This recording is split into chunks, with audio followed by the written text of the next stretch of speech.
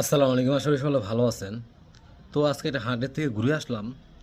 তো দেখলাম মানুষ গরু নিচ্ছে। অনেকে দাঁড়ায় দাঁড়ায় দেখতেছে পরিস্থিতিটা কেমন। যারা টাকাওয়ালা, যাদের অনেক টাকা আছে, তারা দেখা যাচ্ছে আপনার ফার্ম থেকে গরুগুলো নিচ্ছে। আর যারা সাধারণ লোক, যারা শরিকদার যৌথ হয়ে কুরবানিগুলো দেয়, তারা একটু চিন্তা ভাবনা করতেছে কীভাবে কমিয়ে নেওয়া যায়। আমার কাছে যেটা মনে হইলো, এটা হাটগুলা মনে হয় তেমন একটা ভালো যাবে।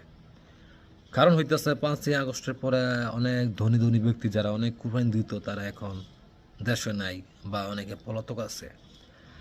আর অনেক কর্মজীবী অনেক মানুষের জায়গায় টাকা পয়সা এখন ক্রাইসিসে ভুগতেছে।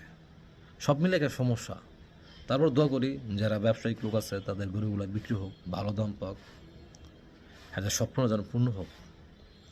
তো আপনারা সবাই ভালো থাকবেন, সুস্থ এবং শুভকামনা। হাটে বাজারে যে গরু কিনুন বেচে ভালো বুঝে, ফার্ম থেকে কিনুন। ম্যাক্সিমাম ফার্মের গরুগুলো মনে হয় সেল হয়ে গেছে। যাক, সবাই ভালো থাকুন, সুস্থ থাকুন, শুভ না, আল্লাহ হাফেজ, ব্যস্ত থাকুন।